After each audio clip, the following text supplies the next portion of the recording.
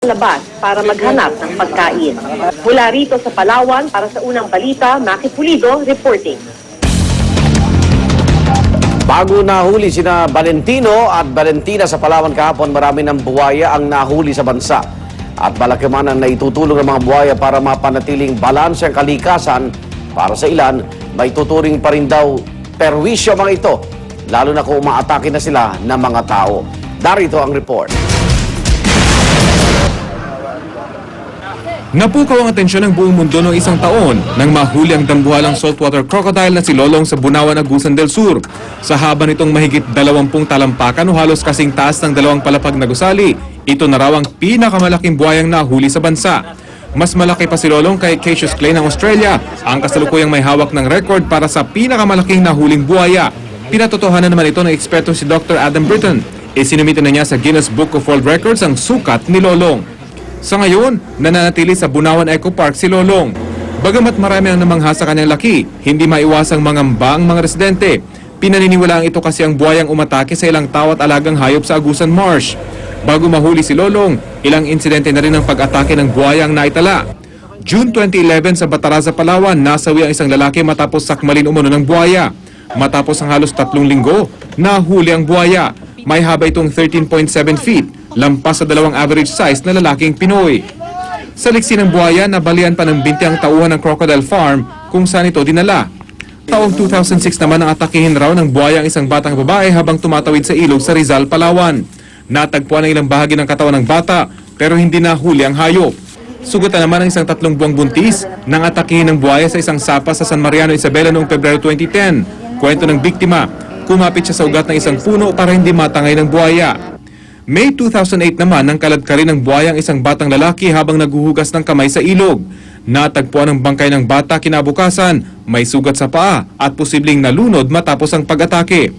Karamihan sa mga nabibiktima ng mga buhaya, mga naninirahan o nananatili malapit sa ilog. Kung di raw maiiwasan na mamalagi sa tabing ilog, kailangan laging maging alerto at mag-ingat. Kung hahayaan lang daw kasi ang mga ito sa kanilang tirahan, hindi naman daw ito aatake. Umaatake lang daw kasi ang mga ito kapag tinakot, sinaktan o sobrang nilapitan. Para sa unang balita, Rafi Tima reporting. Operasyon ng jackliner posibleng masuspinde sa oras na mapatunayang nagkulang sila sa nangyaring aksidente sa Alabang Viaduct noong Lunes. Narito ang report ni JP Soriano. Binigyan ng 72 oras ng LTFRB ang jackliner upang ipaliwanag ang aksidente sa Skyweek kapag hindi raw nakapagbigay ng incident report ang jackliner. Posibleng masuspinde ang kanilang prangkisa. Pero nilinaw ng LTFRB na wala pa silang sanksyon na maaaring ibigay sa jackliner dahil dadaan pa sa investigasyon ang insidente. Hindi na tayo nagkakaroon ng, hindi din tayo nabigyan ng preventive suspension. Wala. Yun, no? Oo. And the reason behind that is, May inconvenience kasi natin ang karamihan sa mananakay natin kung i-freeze natin yung operation ng fleet.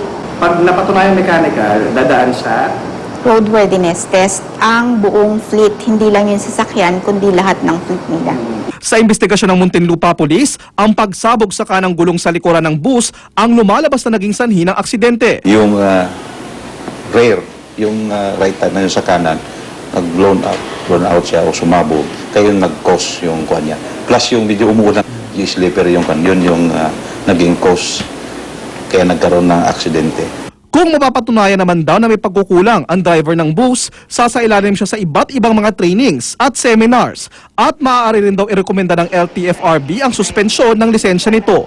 Ayon sa pamunuan ng jackliner, nagsumite na sila ng incident report sa LTFRB, gumawa na rin daw sila ng internal investigation at nangakong susundin ang kailangan ng pulisya at LTFRB sa investigasyon. Hindi rin daw nila tatalikuran ang kanilang mga pasaherong nasaktan. 101% we will gonna assure the riding public tsaka sir sa lahat na rin po ng tumatangkilik ng jackliner na iso-shoulder po namin lahat ng pangangailangan nila. Firstly, siyempre yung medical at kung ano pa po ang magiging tulong na maibibigay sa kanila ng our company. Para sa unang balita, JP Soriano reporting. Samantala, 3 magkakasunod na insidente ng pagsabog. Yumanig sa magkakahiwalay na lugar sa Thailand nitong Valentine's Day. Sa isang pagsabog, sugatan ng isang Iranian na ayon sa Thai police ay siya mismo may dala ng bomba. Naputulan ng hita ang lalaki. Bago nito, nagkaroon din ng pagsabog sa inuupahang bahay ng naturang lalaki sa Central Bangkok. Sumabog naman ang ikatlong bomba sa tabi ng isang kalsada. Naaresto na ng mga otoridad ang dalawang suspect sa pagsabog, kabilang na po ang nasugatang Iranian. Pinaghahanap naman ang isa nilang kasamahan. Inaalam ngayon ng mga otoridad kung ano ang motibo at target ng mga pagsabog.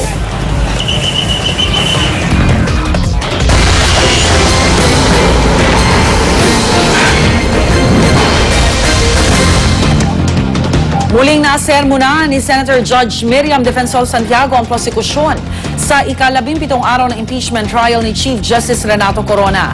Dahil yan sa paggamit umano ng peking bank documents para makakuha ng sabina sa bank deposits ng punong mahistrado. Ayon kay Santiago, sa ordinaryong korte, maaaring ipakontempt o ipadisbar ang mga abogadong gagawa nito, sinadyaman o hindi. Agad namang inako ni Presiding Officer Juan Ponce Enrile ang responsibilidad sa pag-issue ng sabina sa bank records ni Corona base sa mga dokumentong di naman tiyak kung totoo. Ipinapaubaya na raw niya sa Korte Suprema na magsabi kung inabuso ng impeachment court ang kapangyarihan nito. Pero hindi raw niya isusuko ang karapatan ng Senado na maglitis sa impeachment case laban kay Chief Justice Renato Corona. Mamaya muling isasalang si BPI Ayala Branch Manager Leonora Dizon, dala ang ilang pang bank records si Corona. Balak tapusin ang prosekusyon ang pagtalakay sa Article 2 ngayong hapon. Sinasabing short lady na nag-abot umano ng mga kopya ng bank documents ni Chief Justice Corona kay Congressman Ray Umali, wala sa CCTV footage ng Senado. Pero pinanindigan pa rin ni Umali ang kanyang pahayag. Darito ang aking report. Alauna 7 ng hapon noong February 2, nabakunan sa CCTV ng Senado ang pagdating ni House Prosecutor Reynaldo Umali.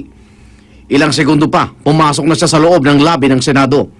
Alauna 8, nakitang papunta na si Congressman Umali sa Padilla Room. Pagsabi ng alauna 39 ng hapon, makikita sa CCTV na kausap ni Congressman Umali ang ilang miyembro ng media. Napansin din ng isang short female na nagtatanong. Dakong alauna 45, nakitang papasok siya ng elevator papunta ng ikalimang palapag ng Senado at nagtungo sa Pendatum Room.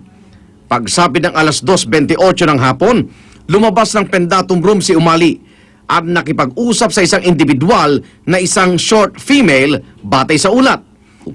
Sa naunang pahayag ni Congressman Umali, bandang alas 2:30 raw ng hapon noong February 2, inabot sa kanya ng small lady ang brown envelope na naglalaman ng bank documents umano ni Chief Justice Corona.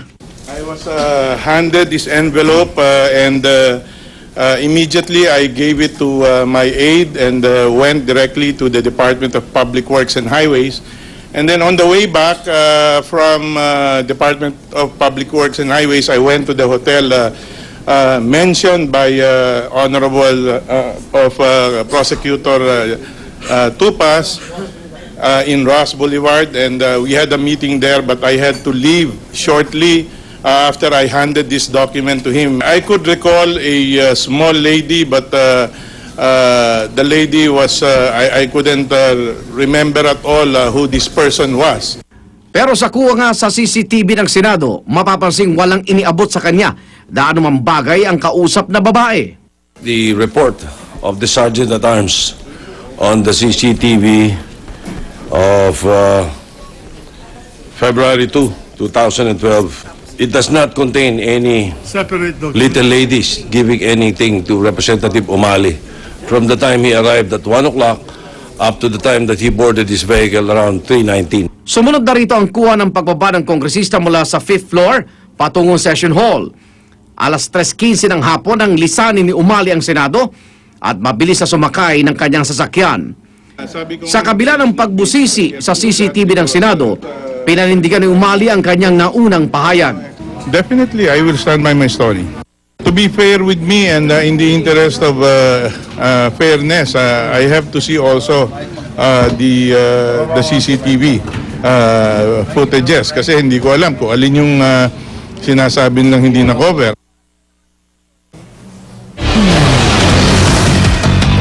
Lalaking papunta raw sana sa kanyang Valentina, patay.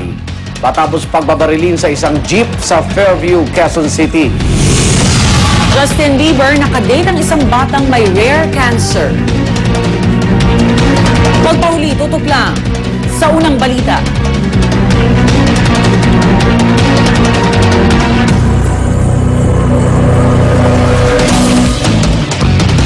Sa kauna-unahang pagkakataon, Malugod ko kayong tinatanggap, Senator. pinagsama-sama ang mga tanyag na aktor at ang mga bagong mukha ng Korean novela Habang nag-adjust pa kayong dalawa sa NSS, kakailanganin yung tulong niya. sa isang engrandeng produksyon na tatawid mula Asya hanggang Europa. Target mo na ba ako simula pa lang? Kinailangan kong gawin yan. Naintindihan ko Ito ang babago